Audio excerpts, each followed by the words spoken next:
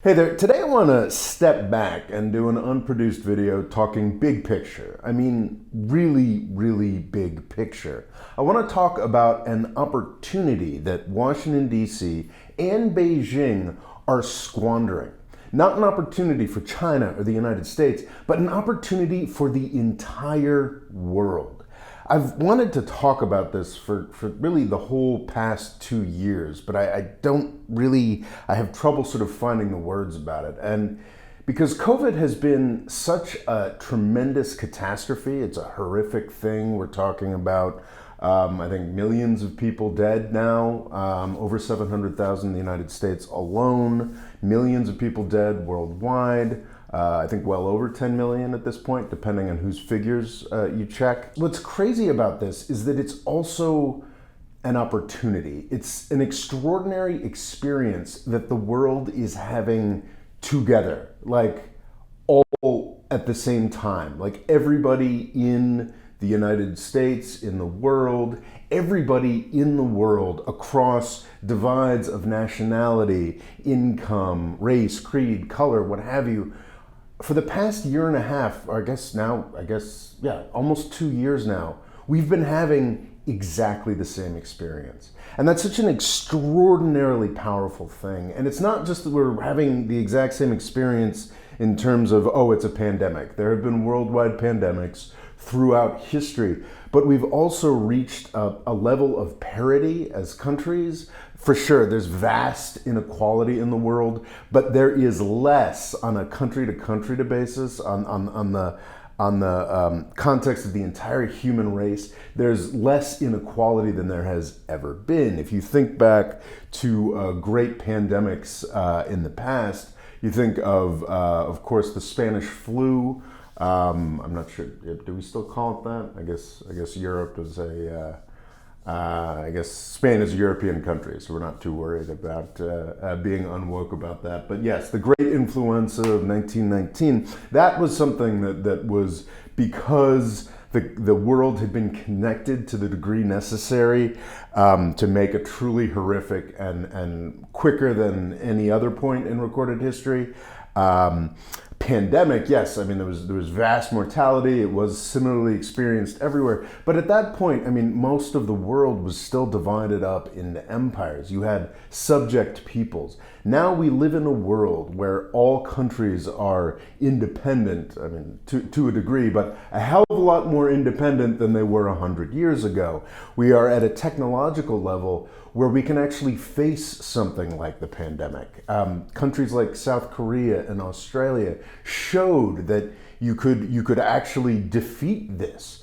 Something that in prior centuries would be something that we just all have to, grin and bear. Oops, everybody's grandparents died. South Korea, Taiwan, Australia, New Zealand, these are countries that sort of decided, no, this is something that we can actually fairly straightforwardly defeat, and they did. There's certainly almost everything to hate about the U.S. response, but we were able to put vaccines together fairly quickly. I mean, just the combination of unified experience, relative parity between countries, and just the technological ability to face something like a pandemic, something as disruptive as this disease. It's like we had a threat as a world that we could have faced together, that we really could have just banded together and defeated this together. And I don't want to get all kumbaya, but that's really how I feel about this. Like it really was we're still experiencing one of the first truly worldwide experiences. And because of the advent of the internet, it was something that we all sort of shared together, something that we all experienced together. And it was horrific, but it was a real indication of our common fate as humanity, and just how really at a deep level we're kind of the same, if that makes sense, and that we are threatened by the same things, like the horror that a pandemic can bring to us.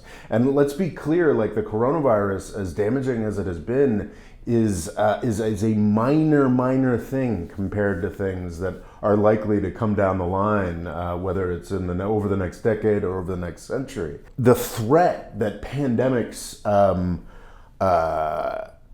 and other, climate change, not a huge focus of mine, but something a lot of folks focus on. The scope of the threats that face us all as a planet are so massive, and the amount of resources that we dedicate to facing those planet-wide threats are so paltry and so meager compared to the trillions of dollars we hose away on bullshit like, a new weapons system or a new way to build nuclear weapons or refurbishing the too many nuclear weapons we already have.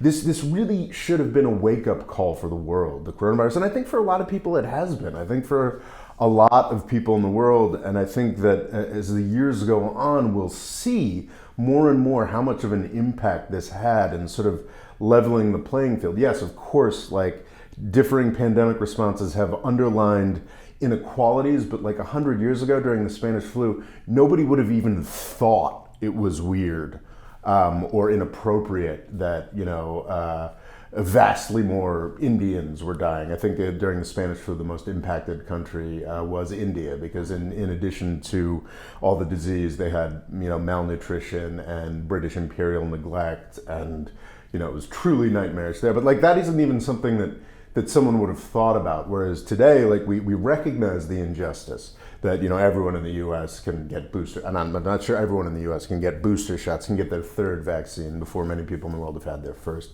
Digressing, but like the coronavirus was an extraordinary opportunity. It remains an extraordinary opportunity for the world to come together as one and sort of overcome. And to some degree that, that has happened. There have been really inspiring examples of collaboration and getting together.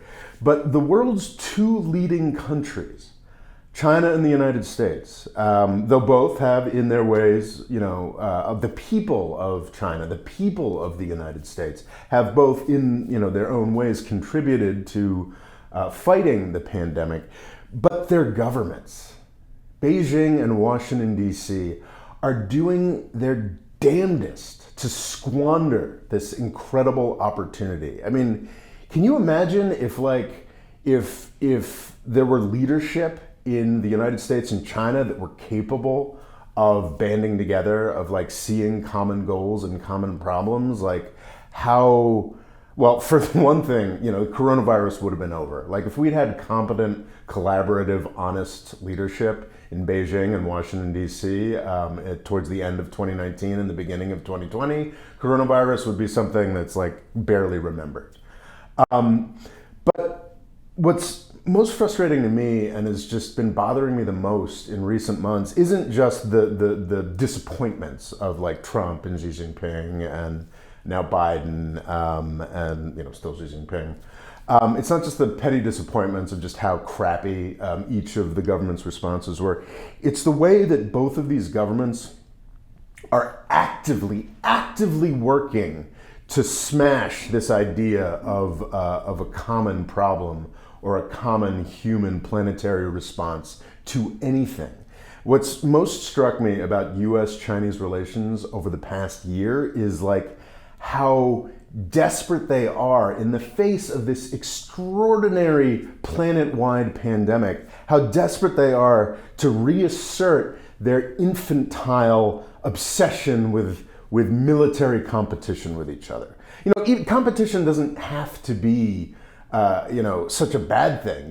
China and the US could have been competing on vaccines or could have been competing on helping out the third world. But no, what we're competing on is this idiotic, not even 20th century, this sort of 19th century idea of imperial competition. To be clear, I've been very clear about this on my channel, the United States is more guilty of this as the more powerful and much more aggressive country. But China has missed every opportunity.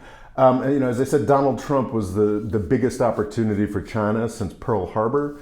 Their greatest rival just made an incredibly bad decision, and all China really had to do was step up and be the adult in a million contexts, and they simply didn't, because I think there's a dynamic in both China and the United States, a very similar dynamic where the people who are running the place are so invested in this idea of aggression and, somebody's coming to get us, that they're incapable of looking at the world in a different way. They're incapable of even seeing the opportunity that the coronavirus has provided, this opportunity to build a world that faces challenges together. So the United States and China have been focused on, Taiwan over the past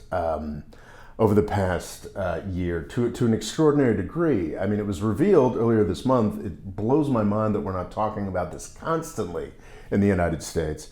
That Trump put troops on Taiwan, which is a fundamental undermining of the relationship between China and the United States set up in the 1970s.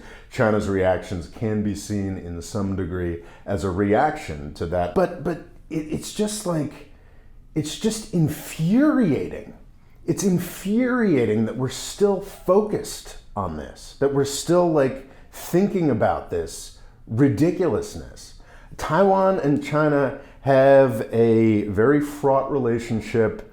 It's never going to be happy, but it just sort of was moving along fine, and it's actually in the coronavirus era. I think, honestly, to some degree, because China and the United States are both threatened by this idea that there are bigger threats in the world than this sort of piddling geopolitical competition, this sort of 19th century ass, ooh, we're the rising power, no, we're the big power, no, we're the biggest power on the block, tell me I'm the bigger power on the block. They're so threatened, both the Chinese and the US governments, so threatened by the idea that the world might have a common goals and common threats that are much more important than China did this or the US did this, that they're actually both consciously exacerbating the Taiwan issue in the face of this pandemic to desperately justify the amount of money that they're wasting, that they're throwing down the hole of defense spending and weapons and military, when what we need to be spending money on is pandemic preparedness and medical innovation. But I mean, I don't want to leave this on the nation state issue priorities. This coronavirus challenge, this coronavirus horror has been this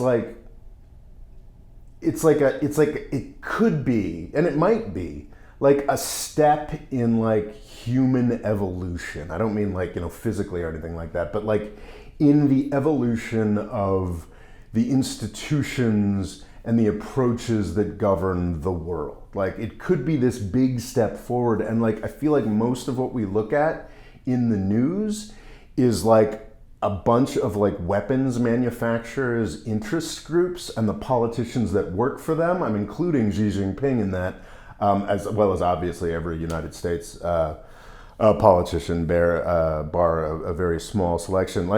Everything we see in the news is just their death throw agonies fighting against the realization that there are better things to do with our time than agonize over geopolitical nonsense, aircraft carriers and AUKUS, giving nuclear submarines to Australia. It's just incredibly frustrating to watch because, it's an opportunity. The past 2 years, as horrible as they've been, have been an opportunity for human development to move forward, an opportunity for human institutions to move forward. And all I see in the news is the Chinese and US governments, again, more the US government's fault, but the Chinese government is participating in this as well. All I see is the Chinese and US governments struggling as hard as they can against the human race moving towards a position where we could flourish more widely. It's just incredibly frustrating me. Of course, I'm, I do enjoy covering this mismatch. I do enjoy getting into this, and I'm going to continue doing that. But just as I fell behind on the Ethiopia video I was working on this week, I just felt like it was a good time to just sort of get this out there. I'm not even sure if that made any sense. It's an unproduced video. I won't be charging patrons, of course. And I'll get back to work on that Ethiopia video. Thanks for letting me share. Thanks for watching. Please subscribe and like and comment and anything else that comes to mind. Thanks.